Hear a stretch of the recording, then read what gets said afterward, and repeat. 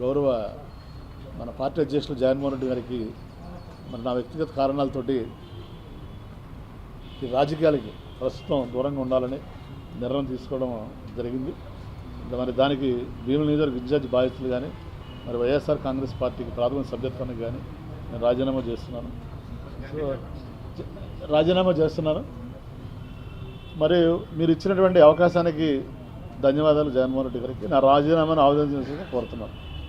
మరి ఏ కాపీలని మన విజయసాయిరెడ్డి ఆర్సీ గారికి, మన పార్టీ అధ్యక్షులు యోగా అమర్నాథ్ గారికి, అలాగే సెంట్రల్ ఆఫీస్ కూడా పంపించారు.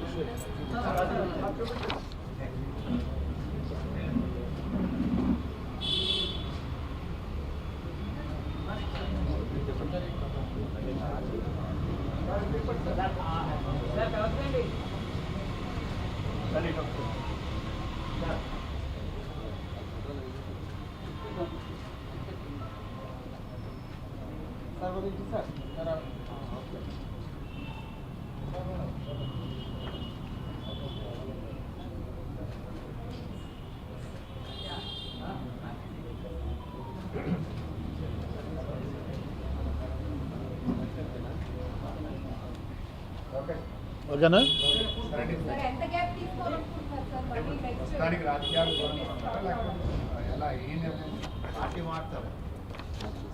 మీరు అదే తెలుసు నాకు. నెక్స్ట్ క్వశ్చన్, రాజకీయాలు దూరం ఉంటాను కానీ ప్రజాసేవలో ఉంటాను. ఇప్పుడు నేను వేరే పార్టీలో, మీరు అందుకే ప్రెస్ మీట్ కూడా పెట్టింది. ఇది యాక్చువల్ లెటర్ మీకు పంపించేయచ్చు, కానీ ఈ మధ్యన మన మిత్రులు కొంతమంది మీరే మీ ఇష్టం వచ్చినట్టు కథలు అల్లుతున్నారు. దయచేసి నా మీద కథలే అల్లొద్దు. Media is permanent, Avanthi Srinivasa Rao is permanent. ఏదున్నా నా సంగతి మీకు తెలుసు. ఓపెన్గా ఉంటాను, ట్రాన్స్పరెంట్గా ఉంటాను, మీకు చెప్పే చేస్తాను. నేను ఇప్పుడు వద్ద నాకు ఏ పార్టీలో చేరే ఆలోచన లేదు. అర్థమైందా? కొన్నాళ్ళు రాజకీయ నాకు వ్యక్తిగత 5 సంవత్సరాలు నేను వ్యక్తిగతంగా నా జీవితాన్ని కోల్పోయాను. కుటుంబాన్ని, నా కుటుంబ బాధ్యతలు కూడా కొన్ని ఉన్నాయి, అలాగే మా కాలేజీ బాధ్యతలు కూడా కొన్ని ఉన్నాయి. అవి చూసుకుందాం అనుకుంటున్నాను. తర్వాత నేను ఎక్కడైనా నాకు కావాల్సింది ఏదో డబ్బును పదవి కాదు, గౌరవం కావాలి. సో గౌరవం ఎక్కడుంటే అక్కడ ఉంటాను నేను. కాబట్టి ఏదో అలాంటిది అని ఉంటే తప్పనిసరిగా ఫస్ట్ మా నాయన్నే పిలిచి నేను చెప్పి, రామకృష్ణ వచ్చాడు, రామకృష్ణ కాబట్టి నాయన ఏదో దయచేసి తప్పనిసరిగా మీ అందరికి చెప్పే నేను నిర్ణయం తీసుకుంటాను. సో ప్రస్తుతానికి ఏంటంటే ఎన్నాళ్ళు మానవ సేవే మాధవ సేవ అని మనం వెళ్ళాం. సో ఇప్పుడు కొంచెం మాధవుడి సేవలో డైరెక్ట్గా చేస్తున్నామని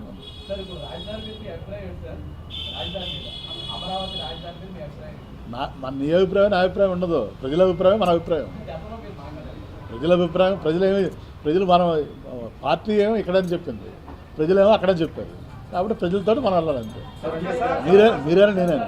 ప్రజాసేవ అంటున్నారు కదా, ప్రజారాజ్యం, టీడీపీ, వైసీపీ అంటే ప్రజాసేవ వ్యక్తిగత లబ్ధ అంటే డబ్బులు, ధనం అవన్నీ కాదు, గౌరవం, పదవి అని అడిగారు.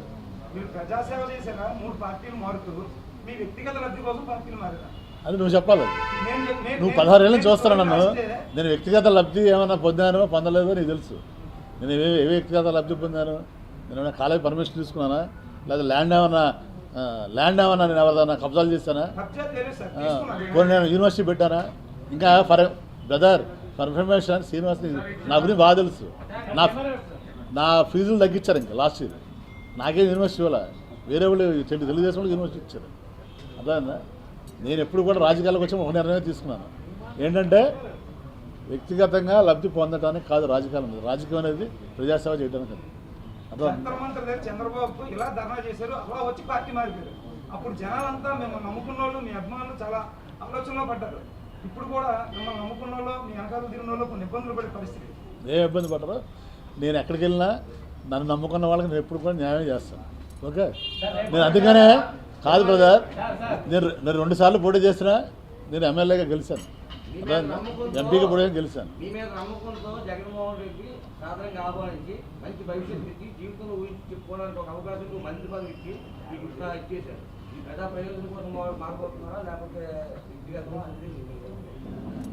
నేను చెప్తున్నా కదా బ్రదరు, ప్రజల అభిప్రాయం మన అభిప్రాయం. అర్థమవుతుందా? ప్రజా వ్యతిరేక పాలన మీద ధర్నాలు చేసిన 3 రోజులు కార్యక్రమం పిలిపించింది 6 నెలల తర్వాత. అలా కార్యక్రమం మీద అదే చెప్తున్నా కదా కారణం. ప్రభుత్వం ప్రజలు అనుకున్న ప్రభుత్వం 5 ఏళ్ళు టైం ఇచ్చారు. 5 ఏళ్ళు టైం ఇచ్చినప్పుడు కనీసం మనం 5 నెలలు కూడా టైం ఇవ్వకుండా చేయటం ఎంతవరకు కరెక్ట్ అని అది చెప్తున్నాను, అదే చెప్తాను నేను. అర్థమైందా? ఎన్నాళ్ళు ఇంటికి వ్యాపారానికి కుటుంబానికి పరిమితం అవుతుంది. చూద్దాం, భగవంతుడు నిర్ణయిస్తాడు. నీ చేత రేపు పొద్దున ఏం జరుగుతుందో తెలియదు కదా. God will decide our destiny. ఇల్లు మళ్ళీ ప్రెస్ మీట్. అంటే రాజకీయాలకి దూరంగా ఉంటామని చెప్పే ప్రతి ఒక్కరు కూడా రాజీనామా చేసే ముందు ఇదే స్టేట్మెంట్ ఇస్తారు. 6 నెలల తిరగక ముందే కొత్త పార్టీలోకి వెళ్ళిపోతాం. 6 నెలలు కాదు. ఇలాంటి ఆలోచన కాదు, ప్రజాస్వామ్యంలో హక్కు ఉంది కదా ప్రతి వాళ్ళకి. కాదు, నువ్వు లైఫ్ టైం ఒక ఛానల్లో పనిచేస్తున్నావు, నీ ఇష్టమైన ఛానల్లో మారట్లేదు నువ్వు. ఇదే అంతే.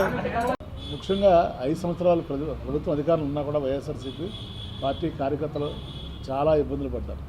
ఎందుకంటే అంతా వాలంటీర్స్లో నడిపించారు. కార్యకర్తలకి కానీ నాయకులకు కానీ ఏమీ గౌరవం అనేది లేదు. వాళ్ళకి పొలిటికల్గా కానీ ఫైనాన్షియల్గా కానీ. మళ్ళీ అది అయిపోయిన తర్వాత 1 సంవత్సరం కూడా వాళ్ళకి గ్యాప్ ఇవ్వకుండా మనం వెంటనే మళ్ళీ జమిలీ ఎలక్షన్ వస్తుంది, ఎందుకు ఎలక్షన్ వస్తున్నాయి, ప్రభుత్వానికి టైం ఇవ్వకుండా నాయకులు కార్యకర్తలు నలిగిపోయి ఉన్నారు. మళ్ళీ వాళ్ళకు కూడా మనం ఈయన టైం ఇవ్వకుండా మళ్ళీ రేపటి నుంచి మనం ధర్నాలు చేయండి, ఇది చేయండి అని చెప్పడం ఎంతవరకు కరెక్ట్. ఎందుకంటే పార్టీ విధానం అనేది 175 మంది ఎమ్మెల్యేలు, 175 ఇన్ఛార్జీలు ఉంటే 175 మందిని కన్సల్ట్ చేసి మన పార్టీ ముందుకెళ్ళాలి కార్యక్రమాలు.